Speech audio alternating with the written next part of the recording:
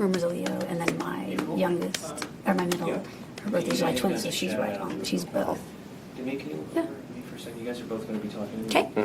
I'll be as close to the lens as possible. I'm going to ask you questions. It's where and when possible. Just repeat my question. Incorporate my question into your answer. Okay. If I say what's mortgage bond securities. JC's been a pain in the ass. I'm gonna. Okay. Rob, just make sure the monitor's on full scan or under scan. I've never touched it. So. Well, just because I started seeing that in the form. Okay. Well, I don't even want to put my finger on it because I think it's in normal scan. Okay. Yeah. Everything's fine. I'm going to start ladies first. You don't have to. No, Sarah go ahead. Robertson. Can you tell us who you are in real life and then tell us what character you're playing? Do you want to know who I am in real life? I don't have a clue. No. Please tell us. I'm Demi Moore, and I'm playing Sarah Robertson. Is that helpful? And can you tell me a bit about Sarah? Well, this all came about so quickly that I'm figuring it out as I go along. But she is the Chief Risk Management Officer. That's right. Which is a very risky position. She holds a lot of weight, and in this particular story also becomes the scapegoat for the crash that's about to take place. And you, sir? Oh, I'm Simon Baker, and I play Jared Cohen, who is the basically the head of all fixed income securities at the bank.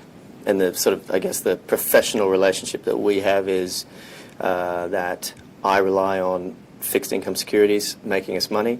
I report and ask our risk management officer to see how much at risk we are. But He obviously, basically asked for my opinion to pretty much go against it. yeah, to push. in a way. I mean, it's all about everyone wants to make money, and during this period of time, everyone was making a lot of money off these fixed income securities, mortgage bond securities, right? And I think actually you said something very interesting the other day, which is that my job is to put the brakes on, and yours Right. is to push the accelerator. And when everything falls apart, which no one wants it to fall apart, obviously, it then becomes about who is responsible, and sort of just like anywhere, self-preservation, and that's where the sort of dramatic dynamic of our relationship comes into it. Both of you probably read hundreds of scripts a year. What drew you to this script in particular? Of all the scripts you could have chosen, this is a very unique one. Can you tell me what qualities? She wants me to lead. See, this is exactly kind of the dynamic of our relationship, where if I say something, then she can I can agree. Agree, or turn Disagree. it against, depending. So she always comes out a winner. I hear what you're saying and think about a response. Yeah, exactly. What was interesting to me about the script was, first of all, I knew nothing about the internal workings of what happened with the crash, because it's not a world that I'm involved in, but obviously I read a lot about it in the newspapers, and I obviously saw the impact across the country and across the world. So I was interested to read a script that, in essence, explained those things, but more in layman's terms, and put it on a more humane, hierarchical system, so that I could look at it as a layman and go, right, I can kind of identify with the idea of the laws of the jungle in that environment, and I like the way that the script doesn't delve too much into the vernacular of that world. It doesn't get too complex, and it still But just remains enough personal. to educate and to Yeah. expand, again, as a layman, to expand your knowledge. And I think it's very relevant also, which was what was very captivating, is that I think we've all been affected to varying degrees, and to see the psychology behind big business, and again, as you said, from the humane side, from From a human side. and the enormity of the risk that was taking place, and I think also it's reflective in a way of that sense of greed and desire for more, and without a lot of what's the word I'm looking for? responsibility or awareness of the effects it's going to have on others. Yeah, what is interesting about the script is that you really get a look at all the layers of the pie with the characters. There are emotional journeys. There are characters that are emotional about what happens. My character in particular is rather detached.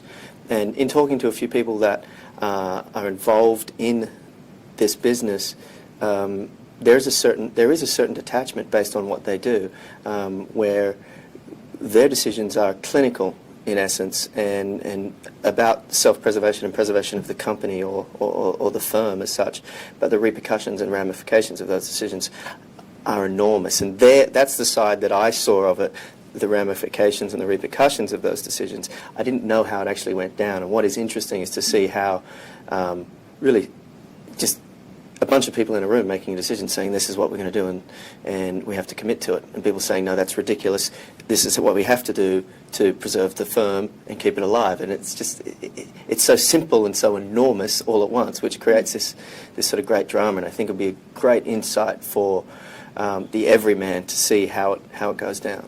Although at the same time, I don't think it'll provide any comfort. It's definitely not a feel-good movie of the year, but we do our best to make it feel good. But one of the triumphs of the script is that it takes a subject as controversial and a hot-button topic as this and humanizes it by making you care about the characters. So as actors, how has that impacted your preparation and your work? Well, it's interesting.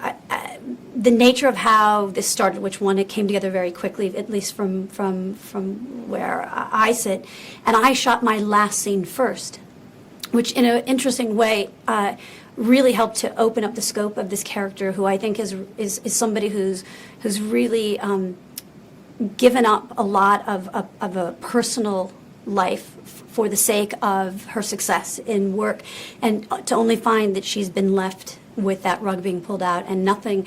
And so I started with probably my most human scene and the scene that showed the most weakness.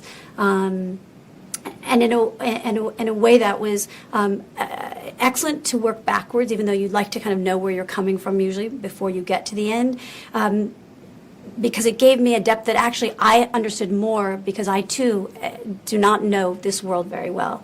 And it allowed me to get much more inside of it, as opposed to stepping just from the outside in. I was able to really work more from the inside out.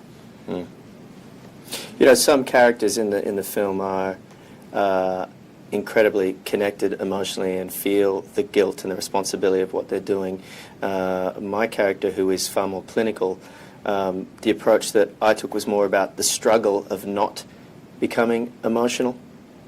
I mean, business is business, and that's sort of the approach that I took to it.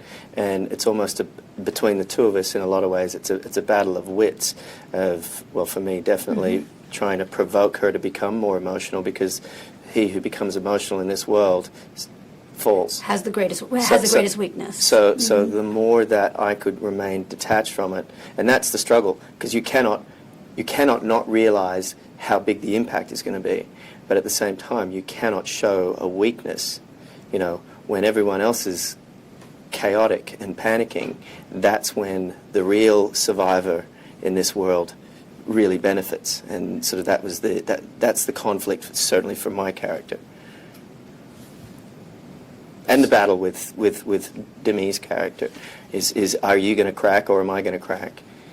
And the truth is, I think that the level of emotion is only, it would not be shown unless provoked, and that you see with as you see with different characters whose lives are turned upside down within a moment, which goes on all of the time, as I've been educated while we've been doing this, in this business, that there are yearly percentages of people just being let go just for the sake of keeping the motivation of the rest of the company. And that doesn't, and they could be people who are top producers, and it's irrelevant to the overall perspective of growth, which is, I think, unlike any other world, any other business. It's live by the sword, die by the sword. I mean, it's a really quick turnover, and I think the people that I've spoken to are quite aware of that. two things that that each of you is doing here is, A, you're working with a first-time director and you're working on an independent film in New York City. Can you talk about that experience? Well, you know, I've done my share of independent films.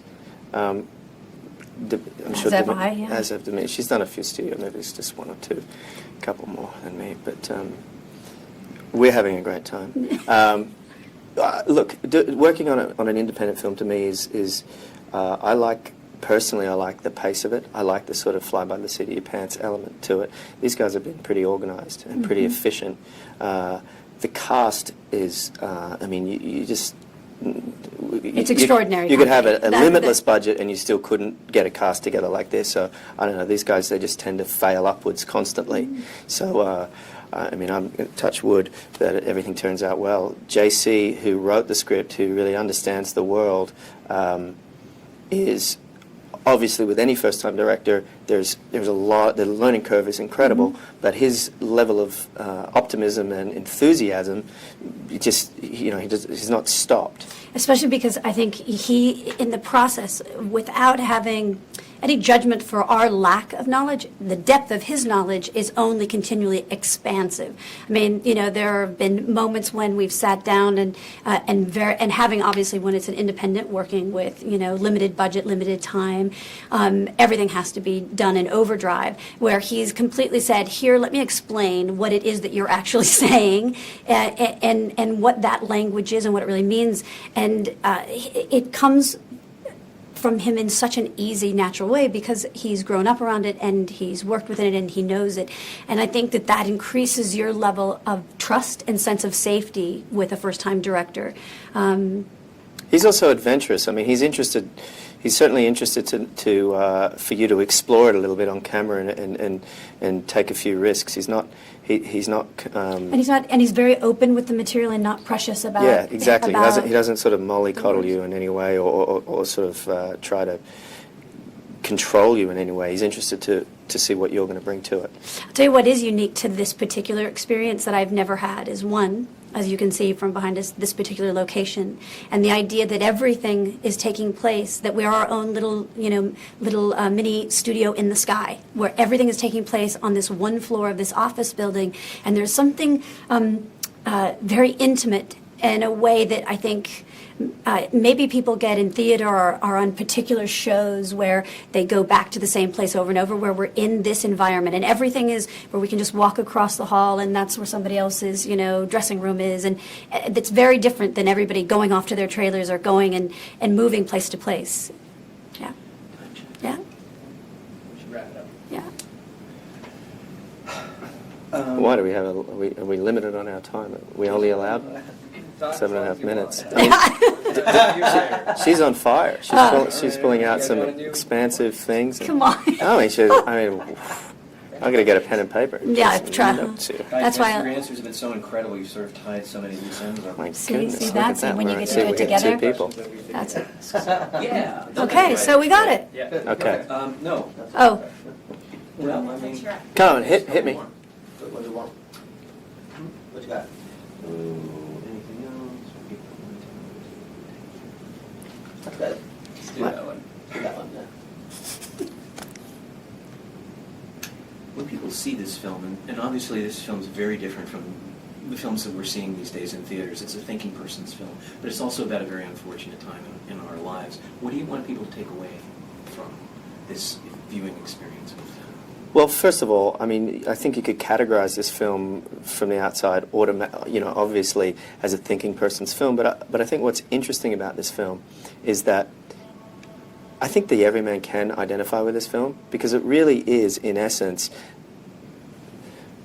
the workings of a workplace and how things work and how decisions are made and how people try to protect themselves from being vulnerable in those situations. Obviously, we all know that the Titanic goes down. We all know what happens. It's just really interesting to see how people position themselves and who resists and who doesn't. And I think people that work at Walmart can understand the politics of that. There's a general workplace politics feel to this film. And like Demi was saying earlier, the fact that we're all together at this one space creates really good rapport for us all as people, and then as actors on the set to bring kind of a nuance and a subtlety to status and who's on top and who's vulnerable and who's powerful, who's protected. And I think that's why I'm not sure that this is necessarily just a thinking man's film, a thinking person's film. I think it kind of crosses more than that. Question for you, Demi. Again, I read the script and I didn't see the end coming. What is it like for you as being the lone female in this group? You've worked so hard to achieve what you've achieved in life, and then you're given up in the end. Tell me Well, about that. what's interesting is I certainly know women who've chosen a path of their career at the cost of having a personal life, having a family, and I look at somebody who's focused so singularly on this one thing filling them up, and the deeply human and fragile part of this woman is really how ultimately empty she is, and that her whole world is wrapped up. And I think for a woman in this industry, as with others, even our own industry, the entertainment industry, there's almost a pressure to live with those kind of compromises. And in my end scene, I think it's that awareness that she, that I have of what I've given up and for what, to have nothing, and to really realize that there wasn't anybody there for you, and they were there until they didn't need you anymore. And that's, I think, a huge part of life, is that we're all dispensable. We are. And if we go, somebody else steps in and keeps going. So while that seems harsh, that's actually just the truth of how we all live. We just make it a little sweeter by how we enrich our lives through our personal lives, with our family, with our friends. And my character's case, she just didn't fill that gap. And as an actor, walking in cold on day one to your final climactic scene, how do you prepare for that? I had no preparation. There was none whatsoever. I flew in and went to work at 2:30 in the morning. What did you find? I think it's just, I find emotions are all relative, and that in truth we're not that different, that we all at the end of the day want the same thing. And so for that I didn't know and didn't have the time to research about her in some of the specifics, and kind of was playing catch up with, in that last scene, I find, as I would relate within myself in any place, of a depth of loss and a desire, and that I think we all understand. All right. Great. Thank you so much. You guys Perfect. Hey, We thank should you. go on the road. I know, because see, you make me sound so much smarter. Oh, thanks. That's an interesting comment.